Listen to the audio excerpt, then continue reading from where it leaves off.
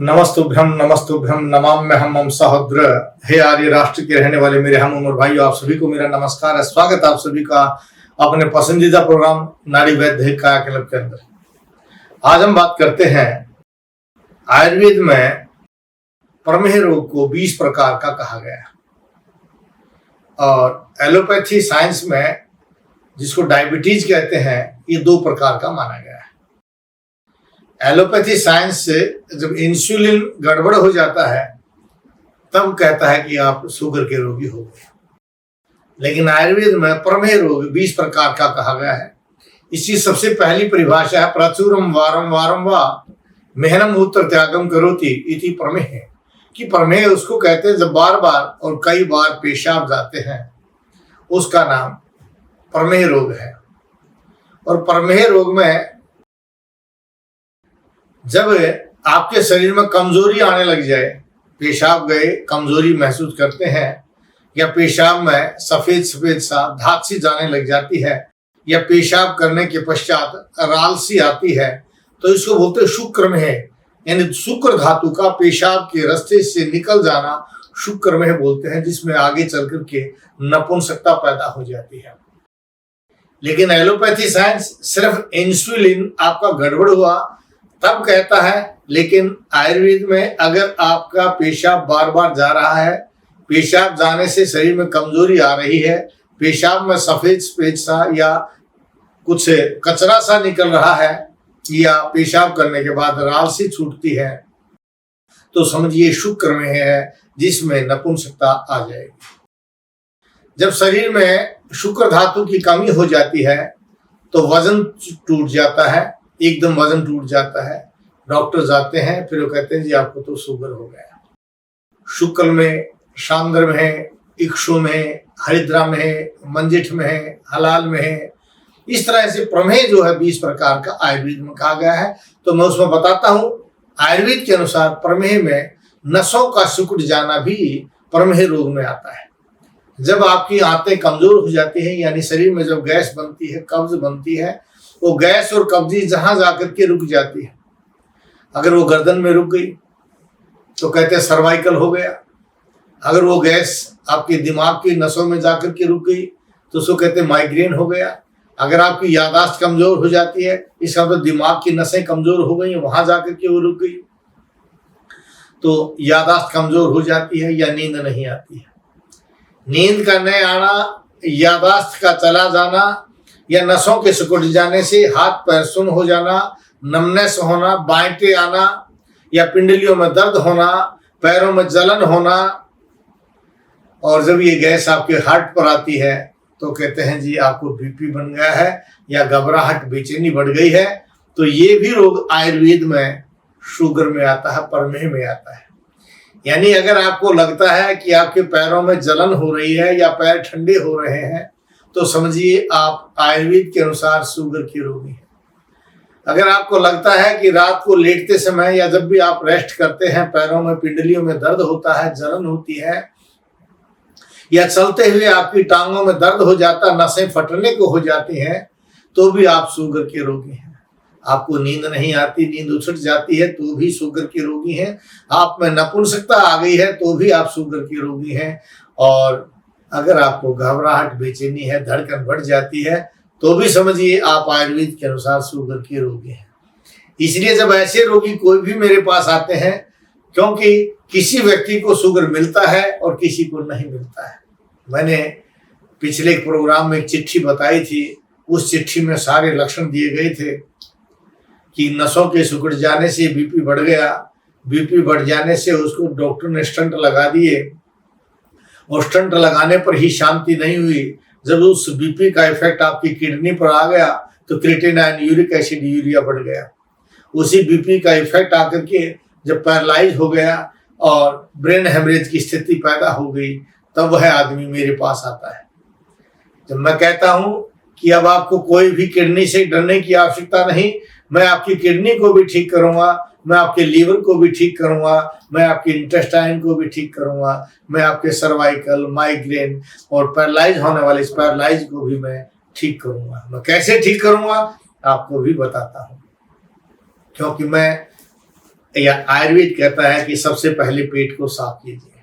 अब पेट साफ करने के लिए कौन सी औषधि होनी चाहिए जो आपके पेट को तो साफ करे, लेकिन आपके इंटेस्टाइन में, आंतों में मजबूती पैदा करे, जिसको आपको लगातार दवा की आवश्यकता ना पड़े। आज सबसे बड़ी कमी क्या है कि हम पेट तो साफ कर लेते हैं, लेकिन इंटेस्टाइन को मजबूत करने के लिए, या यूं कहिए कि अपनी 13 प्रकार की अग्नियों को मजबूत करने के लिए हम कोई चीज का प्रयोग नहीं करते। इसलिए हमेशा हमें दवाई लेने की आवश्यकता पड़ती है। हमें हमेशा दवाई लेने की आवश्यकता इसलिए पड़ती है क्योंकि हम सिर्फ दस्त का इलाज कर रहे हैं, सिर्फ कब्जी का इलाज कर रहे हैं, हम कब्ज को तोड़ रहे हैं, लेकिन कब्जी का कारण जो आपकी इंटेस्टाइन कमजोर है उसको मजबूत नहीं कर रहे। कब्जी का कारण जो आपका पाचन संस्थान की जो अग्नि है वो अग्नि कमजोर हो गई, हम उस कमजोर अग्नि को मजबूत नहीं कर रहे। लेकिन मैंने जिस औषधि का निर्माण किया है जिसका नाम वैदिक कटुवर्क है, उस वैदिक कटुवर्क में क्या क्या चीजें हैं मैं अभी आपको बताऊंगा। बने रहिए अपने टीवी स्क्रीन के साथ, क्योंकि जल्दी ही मैं बताने वाला हूं कि हमारी औषधि आपके साथ कैसे काम करे।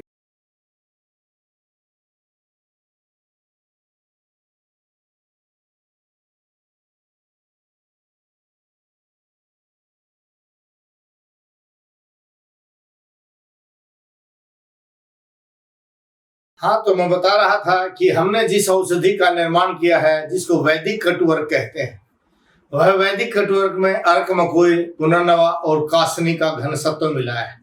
अब पुनर्नवा का क्या काम है? पुनर्नवा कहता है पुनः पुनः नवती थी पुनर्नवा, जो शरीर में मरी हुई कोशिकाओं को जिंदा कर देता है उसका नाम पुनर्नवा है। अब पुनर्नवा जहां डॉक्टर कह देते हैं कि आपके शरीर के अंदर इम्यूनिटी पावर खत्म हो गई, या कहते हैं आपकी किडनी काम नहीं कर रही, या कहते हैं आपका हार्ट काम नहीं कर रहा, कहते हैं लीवर काम नहीं कर रहा, तो ऐसी स्थिति पर अगर हम इस पुनर्नवा मकोए कासनी का प्रयोग करते हैं तो पुनः पुनः नवती थी पुनर्नवा, जो शरीर में मरी हुई कोशिकाओं को जिंदा कर देता है उसका नाम साठी है, पुनर्नवा है, गढ़ पूर्णा है। तो हमने उसको इस औषधि में डाला है जो रक्त का निर्माण करती है, आपके मल को साफ करती है, लेकिन डाइजेशन पावर को भी बढ़ाती है, यानी है आपकी अग्नि को दीप्त करती है। ऐसी उत्तम औषधि के साथ हमने मकोए और कासनी भी मिलाया है। अब मकोए का प्रयोग करने से पैनक्रियाज ठीक हो जाता है। जहां कहते हैं लोग पैनक्रियाज के बीटा सेल्स इंसुलिन नहीं बना रहे हैं, तो वहां अगर हम इस औषधि का प्रयोग करते हैं आपका पैनक्रियाज काम करने लग जाएगा, और जब पैनक्रियाज काम करेगा तो बीटा सेल्स तो इंसुलिन भी बनाएंगे, और जब इंसुलिन बनेगा तो हमें बाहर से इंसुलिन के इंजेक्शन लगाने की जरूरत नहीं पड़ेगी, यानी आपको शुगर से घबराने की आवश्यकता नहीं पड़ेगी। अब तीसरी चीज इसमें डाली गई है मकोए और कासनी का जो हमने इसमें प्रयोग किया है, यह बहुत ही उत्तम औषधि है। साथ में इसमें हमने पेट को साफ करने के लिए रेचक अक्षार का प्रयोग किया, और अक्षार के साथ साथ हमने इसमें आयरन तत्व है, लोह के तत्व भी डाले हैं, जिससे आपके शरीर के अंदर रक्त का निर्माण हो। अब ऐसे रोगियों को जहां रक्त नहीं बन रहा, अब आपने देखा होगा ना कि शुगर के रोगी चलते हुए हांफ जाते हैं, चलते हुए सांस फूलने लग जाते हैं, चेहरा सफेद हो जाता है, उनका बीपी बड़ा लो हो जाता है, लेकिन गैस के कारण उनको बीपी हाई रहता है। अब अंग्रेजी दवा खाते हैं गैस के लिए, बीपी के लिए, तो बीपी तो लो हो जाता है, लेकिन चलते हुए सांस फूलने लग जाते हैं। तो हम यहाँ क्या करते हैं, आपका पेट साफ करके अग्नि को तेज करते हैं। आपके शरीर में 13 प्रकार की अग्नियां हैं।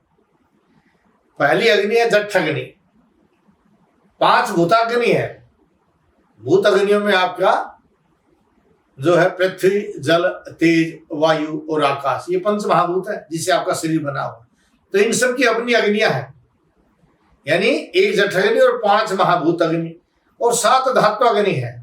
क्योंकि जो हम खाते हैं, इस खाए हुए आहार का कैसे पाचन होता है मैं आपको बता देता हूं। रसात रक्तम ततो मांसम मांसान मेदस ततो अस्थि अस्थनो मज्जा मज्जात शुक्रम शुक्रात गर्भम प्रजायते। जो हम खाते हैं उससे रस बनता है, और रसाग्नि के द्वारा पाक होकर के रस का रक्त बनता है, और फिर रक्त अग्नि के द्वारा पाक होकर के रक्त का मांस बनता है, मांस अग्नि के द्वारा पाक होकर के मेद बनता है, मेद से अस्थि मज्जा और शुक्र धातु का निर्माण होकर के, और शुक्र के बाद ओज का निर्माण होता है, जिस ओज को आजकल के डॉक्टर कहते हैं कि CD4 HIV का आपका ओज खत्म हो गया। इस ओज का निर्माण अगर सही रक्त का, इसलिए हमारे यहाँ जो HIV के रोगी आते हैं, उसको भी हम उसी दवा का प्रयोग करा करके साथ में रसायन देते हैं कि उनका CD4 लेवल तुरंत बढ़ जाता है, उनका रोग से लड़ने की ताकत, इम्यूनिटी पावर तुरंत बढ़ जाती है।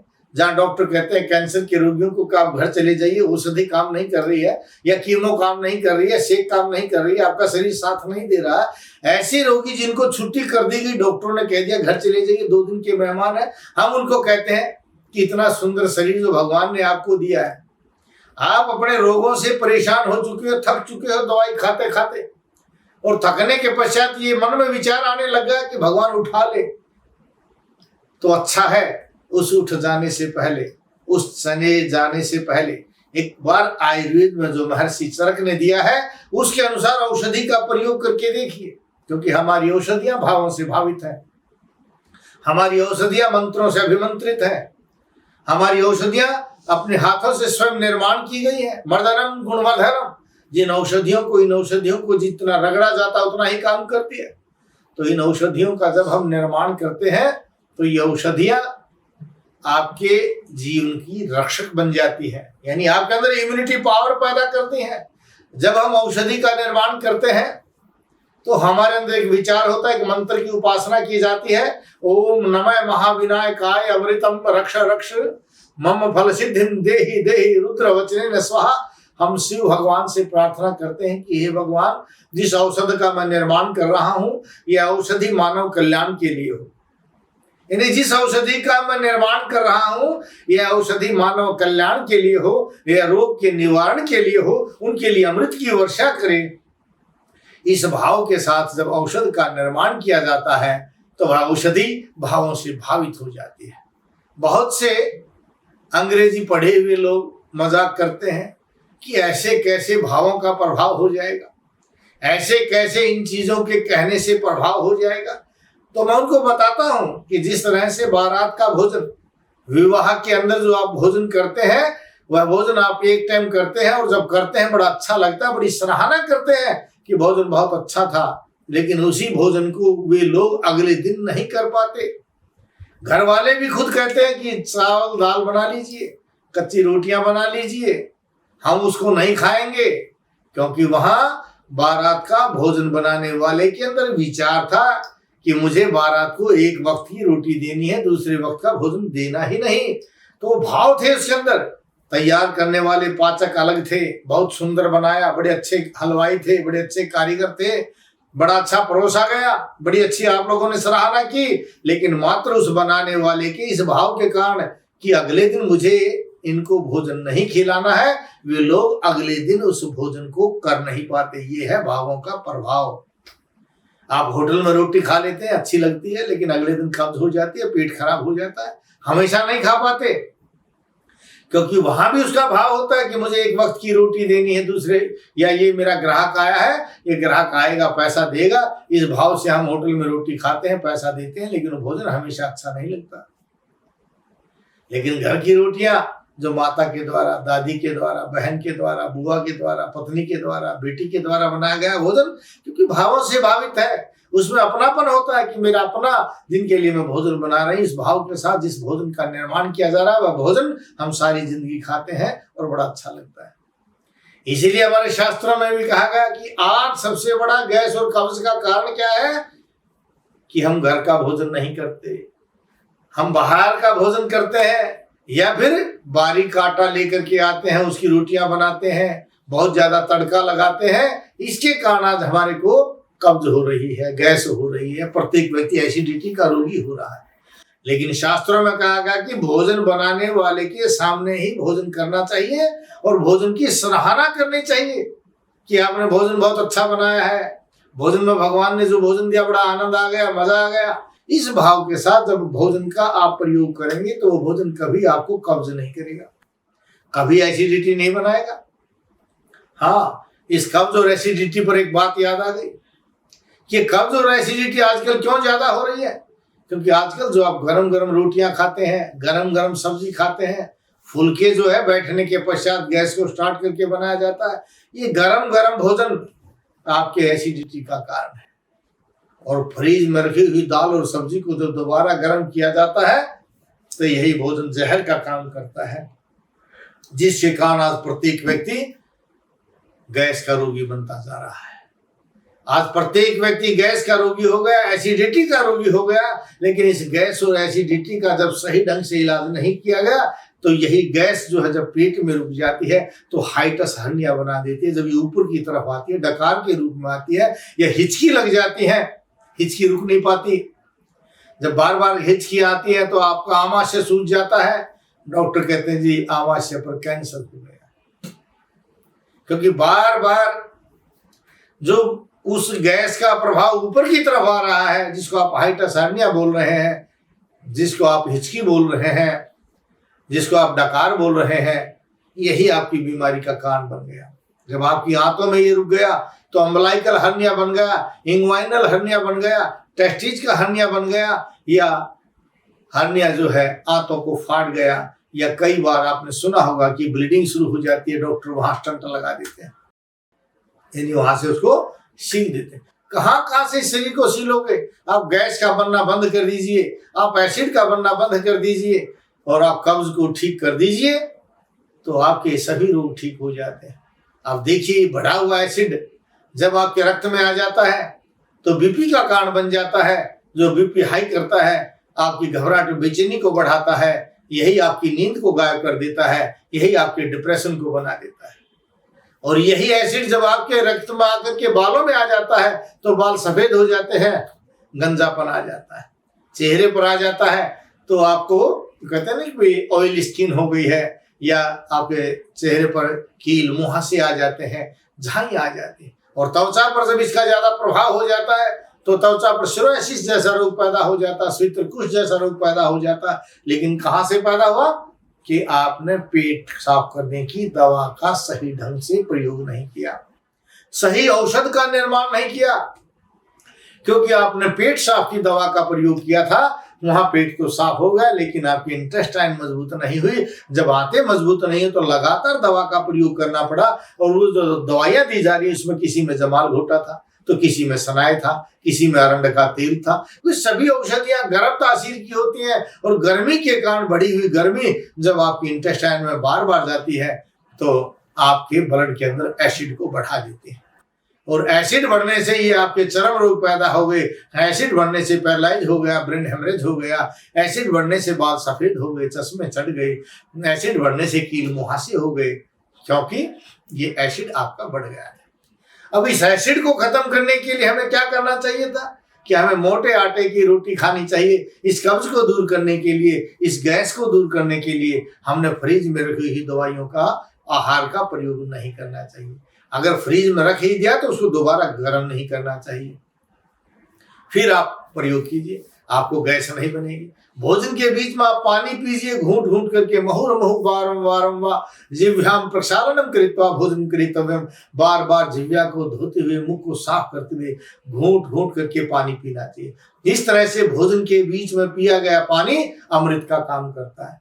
इस तरह से भोजन के बीच में पिया गया पानी कभी हाइटस हर्निया नहीं बनने देगा, कभी अम्बलाइकल हर्निया नहीं बनने देगा, कभी अल्सरेटिव कोलाइटिस नहीं होने देगा, क्योंकि यह पतला होकर के आमाशय के बने हुए रस को द्वारा अपने आहार को अवशोषण कराता हुआ मल मार्ग के द्वारा बाहर निकल जाता है। क्योंकि अल्सरेटिव कोलाइटिस कब पैदा हुआ? जब कहीं आंत रुक जाती है मल के द्वारा तो एसिड नीचे नहीं जा पाता, और नीचे की आंतों में जो एसिड पैदा होता है वो जहां रुक जाता है वहीं घाव को पैदा कर देता है, जिसको आप अल्सरेटिव कोलाइटिस कहते हैं। जिसके लिए डॉक्टर कहते हैं कि आप दूध को बंद कर दीजिए, लेकिन आयुर्वेद कहता है कि अल्सरेटिव कोलाइटिस को अगर आप ठीक करना चाहते खूब घी का प्रयोग कीजिए, क्योंकि घी एकमात्र ऐसी चीज है जो आपको प्रयोग करने से आपके अंगों में ताकत देता है। इसको रसायन भी कहा गया है। घी एक बहुत उत्तम रसायन है, और रसायन के बारे में हमारे शास्त्रों में लिखा हुआ है, दीप्तांतराग्नि परिशुद्ध कोष्ठः प्रत्यग्र धातु बलवर्णश्च दृढ़े इंद्रिय है मंद जरह नित्य रसायन सेवी पुरुषो प्रतिष्ठा। जो पुरुष घी रूपी रसायन का रोजाना प्रयोग करता है उसकी अग्नि दीप्त हो जाती है। जिन अग्नियों को कहते हैं ना मंद हो गई, अग्नि मंद हो जाने से खाने आग तो लगती है लेकिन खाने की इच्छा नहीं होती। खा तो लिया लेकिन पेट भर जाता है, भरा भरा रहता है, हजम नहीं होता, लैट्रिन के रास्ते बाहर निकल जाता है। ये क्योंकि आपकी अग्नि मंद हो गई है। जिस अग्नि को ये भोजन तोड़ना चाहिए था, वह अग्नि क्योंकि आपने घी का प्रयोग नहीं किया, मंद हो गई। इसलिए आयुर्वेद कहता है घी का प्रयोग कीजिए। लेकिन घी का कैसे प्रयोग करें? आप लोग तड़का लगा देते हैं, ये बिल्कुल गलत है। जब घी या तेल इतना गर्म हो जाए कि वो दूसरी चीज को जलाने लग जाए तो कैंसर बन जाता है। इसलिए थोड़ा सा चम्मच में अलग से तैयार कीजिए, जो आपने जीरा ही भूना उसको भून करके सब्जी या दाल में मिला दीजिए। इस तरह से घी का प्रयोग, नहीं तो सब्जी और दाल में वैसे घी डाल करके प्रयोग बनाइए। घी का हलवा बना लीजिए, चूरमा बना करके खाइए। इस तरह से घी का जो प्रयोग किया जाता है, यह घी आपके रसायन का काम करता है। तो मैं बता रहा था रसायन की परिभाषा, दीप्त अंतर अग्नि परिशुद्ध कोष्ठ है, जो आपके कोष्ठों को शुद्ध कर देता है। एक अन्नवह कोष्ठ है, एक मूत्रवह कोष्ठ है, एक स्वेदवह कोष्ठ है। ये 3 प्रकार के जो कोष्ठ है शरीर में, इस मलवह कोष्ठ को साफ कर देने से मोटापा नहीं बनता। मलवह कोष्ठ के साफ हो जाने से हाइटिस हर्निया जैसी बीमारी, अम्बलाइकल हर्निया या अल्सरेटिव कोलाइटिस जैसी बीमारी नहीं बनती है, क्योंकि मलवह स्रोत साफ हो गया। और गला नहीं सूखता है, जिह्वा पर फाले नहीं आते हैं, और डिप्रेशन नहीं आता है, क्योंकि आपने मलवह स्रोत को साफ कर दिया। और मलवह में मूत्रवह स्रोत के साफ हो जाने से कभी पेशाब की बीमारी नहीं बनती, धातु रोग नहीं बनता, यूटीआई नहीं बनता, या महिलाओं में अक्सर बनने वाली बच्चेदानी की गांठें, या बच्चेदानी का कैंसर, या बच्चेदानी का फूल जाना, फिब्राइड हो जाना, या बांझपन हो जाना, पुरुषों में बांझपन होना। अगर मूत्रवह कोष्ठ आपका साफ हो जाता है तो वो चीजें, बीमारियां दूर हो जाती हैं। इसलिए आयुर्वेद कहता है भोजन के बीच में पानी पीना चाहिए। भोजन मध्य अमृतम वारी, भोजन के अंत में, बीच में पानी अमृत का काम करता है। भोजन अंते विस्पर्धम, भोजन के अंत में अगर आप पानी पीते हैं, तुरंत बाद पानी पीते हैं, तो जहर का काम करता है। भोजन आदि रोग कारण, भोजन के तुरंत पहले अगर आप पानी पीते हैं तो बीमारी पैदा करता है। लोग कहते हैं वैद्य जी आप ही कहते हैं कि भोजन के बीच में पानी पीना चाहिए, बाकी तो सभी कहते हैं 1.5 घंटे बाद पानी पीना चाहिए। बिल्कुल ठीक कहा है। भोजन के जब बीच में आप पानी पिएंगे, 1.5 घंटे से पहले कभी आपको प्यास ही नहीं लगेगी। लेकिन हमारे यहाँ कहावत भी है, भोजन को पीना चाहिए, दूध को खाना चाहिए। या तो भोजन को आप एक बार देखिए, 24 बार एक खाए हुए ग्रास को आपको दांतों से चबाना चाहिए। जब 24 बार आप उसको दबाएंगे तो उसकी स्थिति देख लीजिए, बिल्कुल राबड़ी की तरह से हो जाएगा, बिल्कुल पतला हो जाएगा, जो अपने अंदर चला जाएगा। और अगर आपके पास इतना समय नहीं है चबाने का, तो घूंट घूंट करके मुहुर्मुहु वारम वारम वा जिह्वाम प्रक्षालनम कृत्वा भोजन करितव्यम, बार बार जिह्वा को धोते हुए, मुख को साफ करते हुए घूंट घूंट करके पानी पीना चाहिए। इस तरह से भोजन के बीच में पिया गया पानी आपको कभी कब्ज नहीं बनने देगा, आपके खून को कभी गाढ़ा नहीं होने देगा, आपके शरीर में कभी गर्मी नहीं बढ़ने देगा। और सही उत्तम भोजन वही बोलते हैं कि खाई के लंगी, आप भोजन करने के तुरंत पश्चात पेशाब जाना चाहिए। अगर भोजन करने के पश्चात आप पेशाब करने जाते हैं तो समझो आपने उचित मात्रा में पानी का ग्रहण कर लिया, नहीं गए तो नहीं किया। टॉयलेट जाने के पश्चात अगर शरीर में ताकत नहीं आई तो इसका मतलब आपका मल साफ नहीं हुआ। जाने के बाद आपको एनर्जी नहीं आई तो समझो आपका मल साफ नहीं हुआ। और नहाने के पश्चात अगर आपको भूख नहीं लगी तो समझो आपकी अग्नि मंद है। ये अग्नि मंद होना, पेट का साफ न होना, मल का साफ न होना, मूत्र का साफ न होना ही आपके शरीर में रोगों का कारण है। इसलिए आयुर्वेद कहता है सर्वेषाम रोगाणाम निदानम कुपितः मलः, सभी रोगों का मूल कारण मल है। और ये मल जब कुपित हो जाते हैं तो रोगों का कारण बन जाते हैं। ये कुपित कब हो जाते हैं? जब समय पर बाहर नहीं निकलते।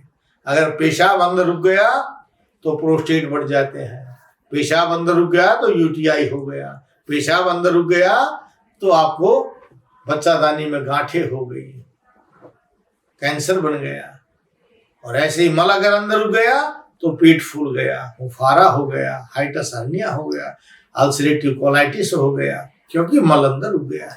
ऐसी अगर पसीना भी अंदर रुक जाता है तो त्वचा के रोग पैदा हो जाते हैं, कील मुहासे पैदा हो जाते हैं, आपके स्वित्र कुष्ठ पैदा हो जाता है जिसको आप सफेद कोढ़ बोलते हैं, या सोराइसिस जैसा रोग हो जाता है।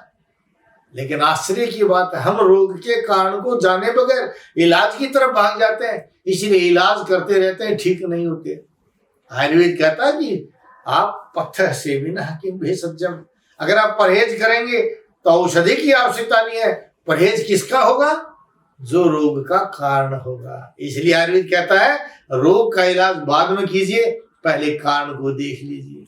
रोग का कारण क्या है, और जब तक रोग के कारण को आप नहीं जानेंगे, उस कारण को दूर नहीं करेंगे, रोग दूर नहीं होता है।